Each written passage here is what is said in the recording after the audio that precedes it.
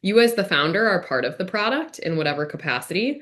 And especially at the pre-seed to seed stages of investment, which is the really early stages, pre-revenue up to maybe you're under 1 million in annual recurring revenue even.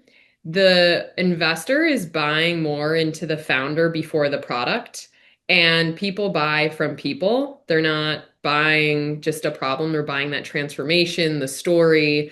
And that's one of the best skills a founder can build because also that skill, once you know how to build it, is going to go with you in every future company, every opportunity. It'll help you acquire better people to work with, better customers once you kind of set those standards. But when you build a personal brand, you now attract instead of you having to go out and find.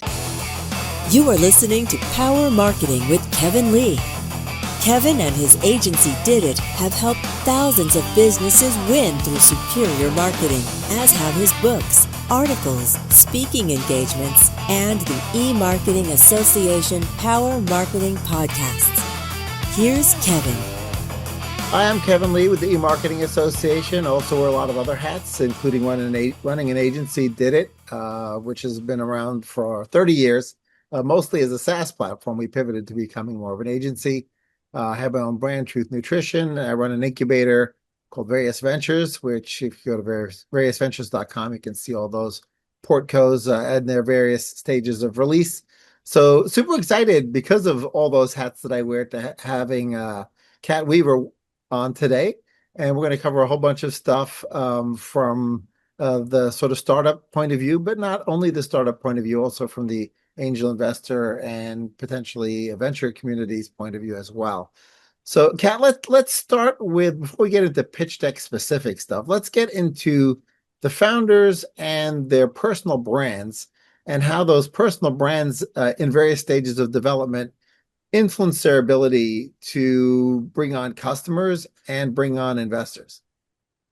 Yeah, absolutely. That's a great question. I see a lot of founders underestimate doing this and working on this versus, oh, I have to create this perfect product. But you as the founder are part of the product in whatever capacity. And especially at the pre-seed to seed stages of investment, which is the really early stages, pre-revenue up to maybe you're under 1 million in annual recurring revenue even.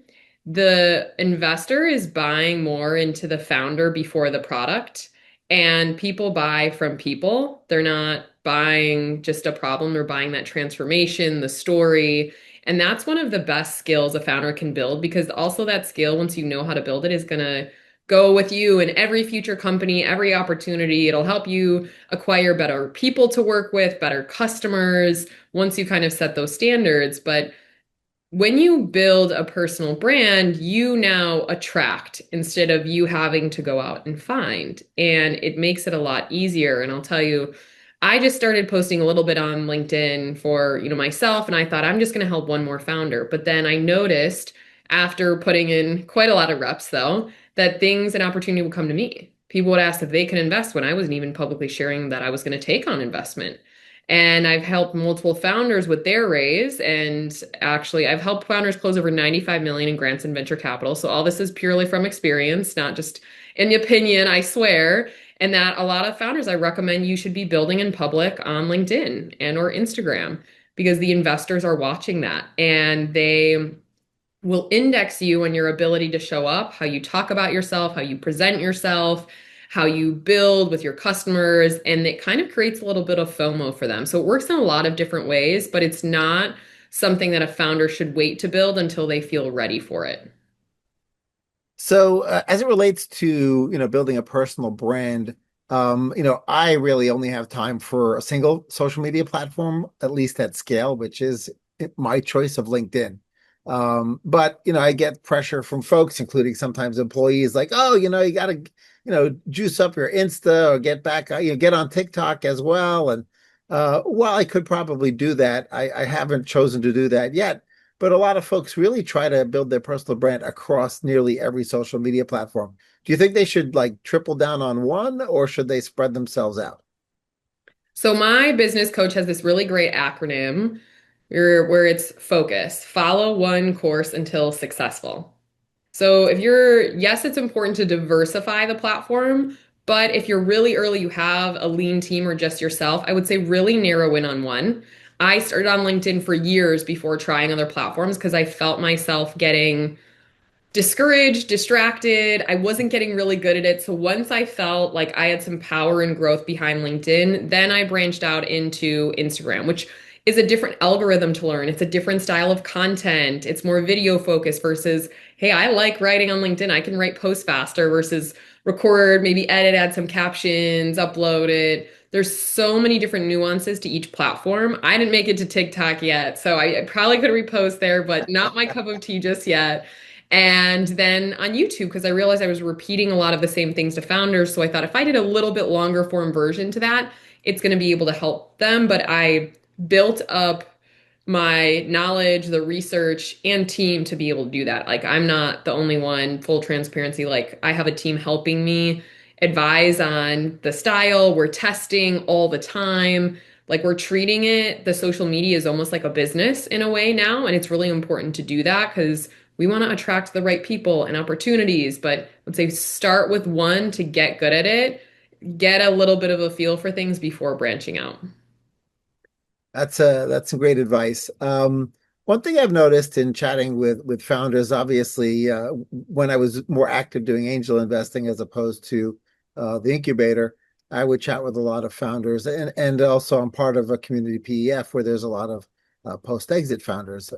And one interesting thing I noticed is there's a lot of brilliant founders, but many of them are a little neurodiverse, right? Not quite necessarily on spectrum, but certainly neurodiverse, maybe a little on spectrum. And so they miss social cues. They may not always come across particularly slick or suave. Have you ever had to coach folks that are somewhere on spectrum and don't necessarily have the social graces or the social skills to pitch effectively, to communicate effectively, or to even necessarily receive the feedback effectively?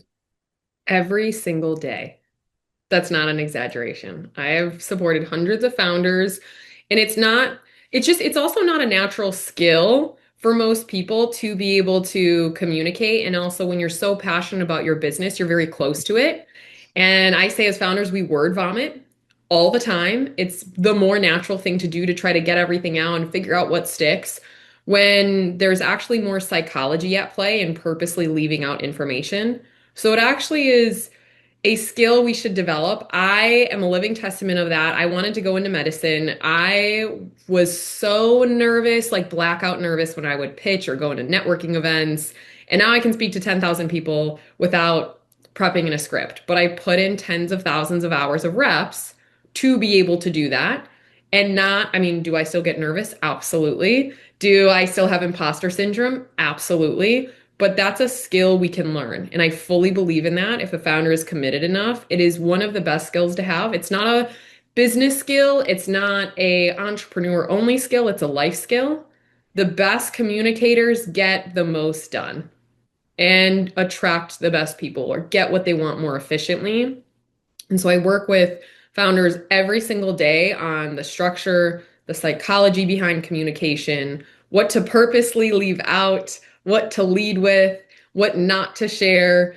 And there's an art to that. There really is, because it's really easy to want to, as I said, overshare all of the things, but you also have to be a little bit crazy to be a founder. You have to put up with a lot of crap. It's more mental than anything. I'm not sure if you've seen this viral kind of style of social media going around where it's you're not building the business, it's the business really building you in terms of your character, your grit. You're constantly having to shed old versions of yourself. Like the company I started, I don't recognize that person. 5 years in, so different, but I've also invested in coaches and skills to be able to hit those levels. So I believe that every founder should try to strive towards that versus just saying, oh, I'm not good at pitching and then let that skill go because, again, it's a life skill.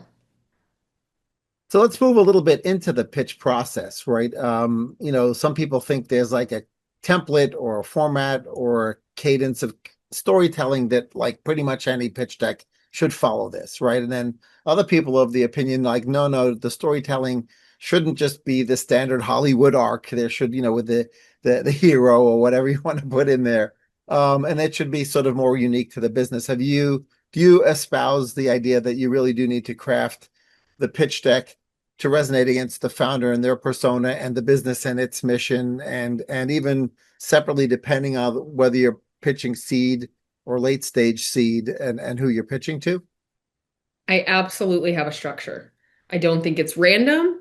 I think it should be prepared. It should be professional. It doesn't have to come across as robotic, but it should be rehearsed because when you're going to ask someone for money, those are serious legal implications. That is a lot at stake. It's like you're about to get into a marriage with someone. So I take that very seriously, and I think other founders should too. So I coined what I call the script blocks. It's essentially the recommended order and cadence of how a founder should construct. You can move the parts of the middle. It doesn't have to be, again, so robotic.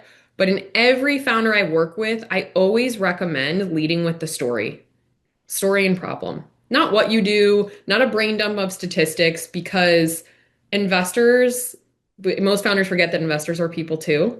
And creating that emotional hook to get them into your world, whether or not they've experienced it or know someone, that gives someone insight as to be in your world without having to actually have gone through whatever you have. And so story and problem is the biggest of them all. And then I say end with the ask. Lead with story and problem, you end with the ask, and everything in between can technically shift. But I don't think founders give themselves enough credibility up front to get to someone to want to lean in. And I'll give you an example. I was talking with a founder the other day who has been trying to raise for quite some time, talked about all their issues, and he had peppered in very quickly that he was a former athlete. I said, "Do you use that in your pitch?" He said, "No, I don't think that was important." I said, "Well, I'll tell you, a lot of the investors I know will choose to invest in an athlete who's less experienced than the founder who isn't an athlete, because you understand what it's like to be coachable, grit, sacrifice, perform under pressure, perform in public, have your failures in public." And I know so many investors who invest in just strictly just because they know they have that athlete mindset and skill set. So there might be some nuances to the story that aren't perfect of like, yes, I personally experienced this, but I kind of think of it in terms of sections. And that came from, I built out those sections after I had won 22 of 23 pitches I applied for before exiting my first company. And that's when I realized, okay, I can take this similar formula and copy and paste. And I started helping other founders win on the side, and it just kind of grew from there. But I'm a huge fan of at least having some form of structure when it's a very serious opportunity. So what happens when you're chatting with a founder and they're going through the pitch deck with you and they just want to glue the buzzword bingo stuff into that, which is usually going to be AI in this case, and maybe their platform isn't AI native, and maybe it has some element that's built on top of MCP or whatever, but they just sort of like, oh, only way I'm going to get the valuation that I need to not dilute myself too much is I have to be AI, right? And so have you had to talk people down from that ledge? Also, every day, I actually have a list of recommended buzzwords to never use, like massive potential, sustainable, there's no one like us, revolutionary, AI native. I mean, none of that told you anything of what I'm actually building the potential behind it. So I do have a full list of buzzwords I recommend against. And I also, a big mistake I see is every founder wants to go fix their pitch deck, like it's some magic bullet. Investors buy into the founder before the product. No amount of, I know people spend 20 grand on a pretty pitch deck. No investor is going to see that and go, I'm in, here's my check. Like that relationship has to get built around that. That pitch deck is a small tool in the toolbox. So when people try to like stitch things together, work from the design, I say you're really setting yourself up for failure. Until you figure out what you want to communicate first, the feeling and the action behind what you're doing, that deck actually isn't going to serve you. So I'll say, like, I turn away founders all the time. If they're not willing to fix that, they only think this deck is the only thing that's going to solve every problem I have. I'm like, I'm not your girl. That's good luck. Keep going, and then I'll talk to you in another couple months. So one other thing I noticed it more 10 years ago, maybe it's not true anymore, but I'd love your point of view on it. It used to be, at least at the venture community, there was a very different mindset between sort of East Coast venture and West Coast venture. Sort of, East Coast Venture was all about unit economics, right? Like if you didn't have your deck that had unit economics and specific use of funds that related to applying that unit economics to grow the business, you couldn't get money on the East Coast. But on the West Coast, there was more of this, oh, what's the path to get big? We'll figure out the unit economics later, right? Does that still exist, or did the current generation of startups sort of blow that up because of this sort of unicorn focus? No, I believe that's absolutely still there, but what has changed is more of the focus on the founder and the betting on the horse, more than anything, because the founder at the end of the day, if they have to pivot, you can't just hire a CEO and at the pre-seed to seed, you can't afford that. And so I would say specifically at pre-seed and seed, those numbers, yes, they're important, but they're really all made up at the end of the day. It's just about the mindset behind them. Like, what is the founder's actual path and reasoning for those numbers? Yes, they are totally just in outer space. There's no such thing as a guarantee, but it's the methodology is what investors are really kind of looking into. And I'll say I see a lot of excuses of, we have some founders who are in the Midwest who are like, oh, you don't live in a region where there's high growth. And I think that's just a smokescreen for I don't see the potential in what you're doing because you could be anywhere from your laptop now to create all the opportunity that's out there. So I just hear a lot of that is genuinely like a smokescreen from investors as a pass or a maybe because kind of want to see some interest, but they don't feel the FOMO to genuinely take a bet. So when it comes to companies that are already in launch mode, obviously capital is scarce, both human capital and dollar capital.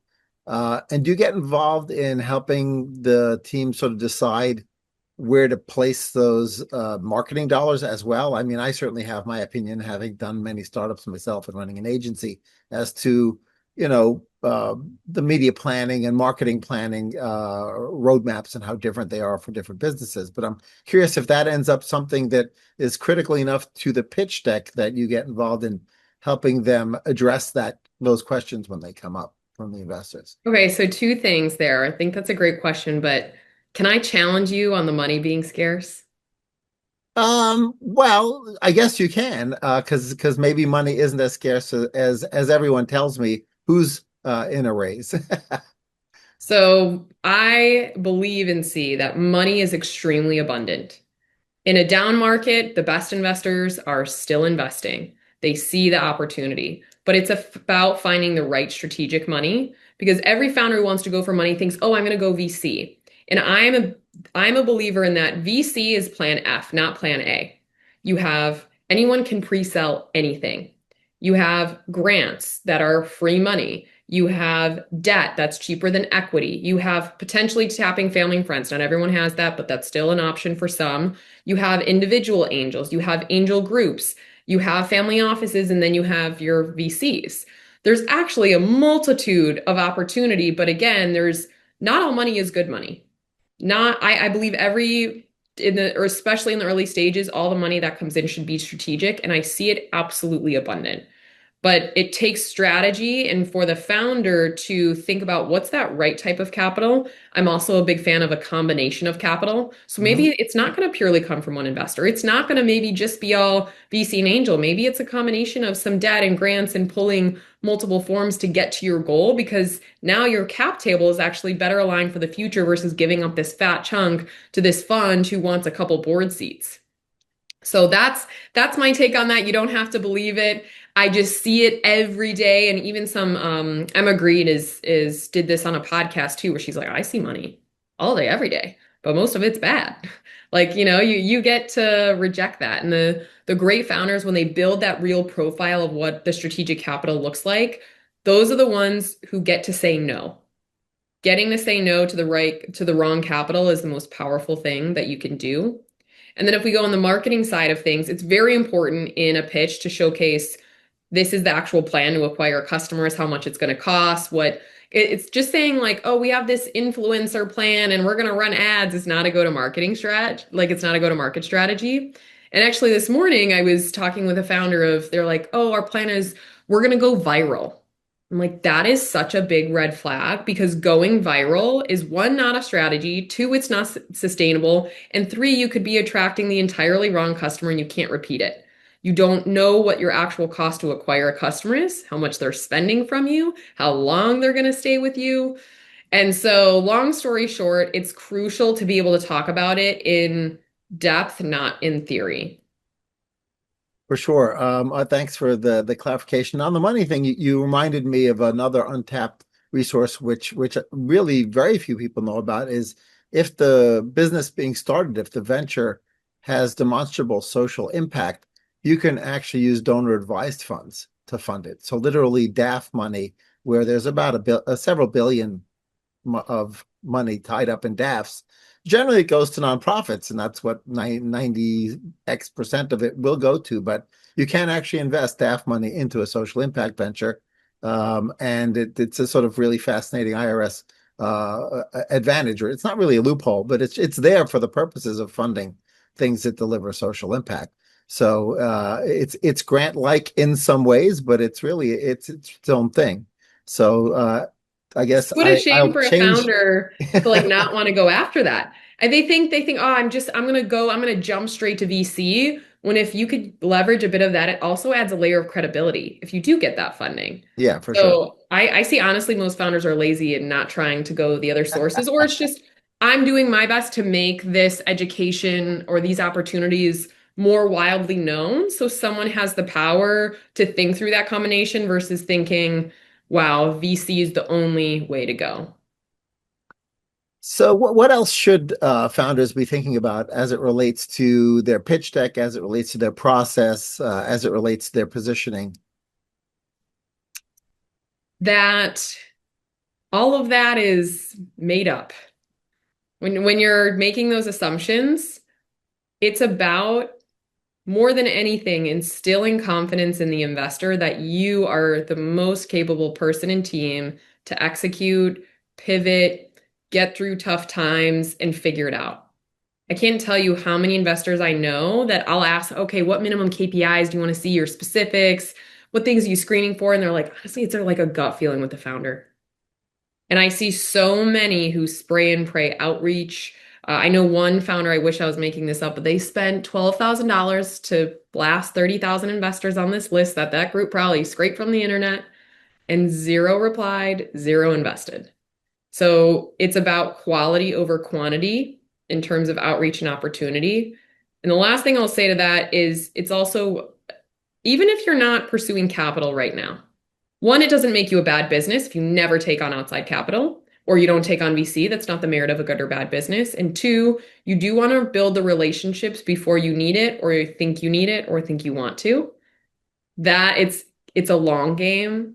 People, I think we see these articles that's like this founder raised in 2 weeks. It's like, well, they were prepping for 12 plus months and they don't tell you that. So Yeah. I have a guide on the breakdown of the types of like a toolkit essentially of you're raising this amount, think about these different types of capital to help map it. So if anyone listening, if you DM me on Instagram that you came from this podcast, I'll send you that funding toolkit. It's a free guide breakdown so you can look at those types of capital and want that resource to be out there. So, just DM me at I am Kat, K-A-T Weaver on Instagram. But it's it's a confusing thing. I changed from medicine, wanted to go into medicine and biology degree to entrepreneurship, and I still was never taught any of this language. Like it's like learning Chinese when you weren't given any instruction or guidance or a book, having to just figure it out on your own. It's overwhelming. I know that, but just got to dive in. Yeah, it's interesting. You reminded me of a conversation I was having yesterday with a couple of folks, and we were sort of surprised that interpersonal skills and sales skills are never taught in universities, right? They teach you marketing, but they don't teach you anything relating to sales or you know being Or able to taxes or other persuade or life skills or, yeah, balancing. just like basic things like that, but whatever. Yeah, exactly. So somehow there's a lot of stuff sort of slipped through the cracks of our educational institutions, and I guess maybe to some extent, self-paced AI will solve that, right? You need to learn something, you can go ask your favorite chatbot. Uh, so thanks so much for joining me, Kat. A lot of great wisdom, and I'm sure people will find you on Instagram or LinkedIn and request those tools. And if they need your help, they'll let you know. Well, I was honored to be here or on YouTube as well. I do deeper dive pitch breakdowns. If you want to see my pitch deck tear down as well, I know everyone loves a good pitch deck, so I have that on there too. And if I can be helpful on the capital side in any way, my DMs are always open. I know this industry is confusing, and I know as an investor and you're involved with so many great startups, it's been a treat to be able to share this with you, challenge, have conversation, and I really appreciate it. So thanks again, Kevin. Kevin Lee's Power Marketing is available on all your favorite podcast networks. Kevin loves helping businesses excel at marketing. Having marketing challenges? Just like Santa in the Miracle on 34th Street, if Kevin can't help you, he'll know someone who can. Find him on LinkedIn, subscribe, or follow.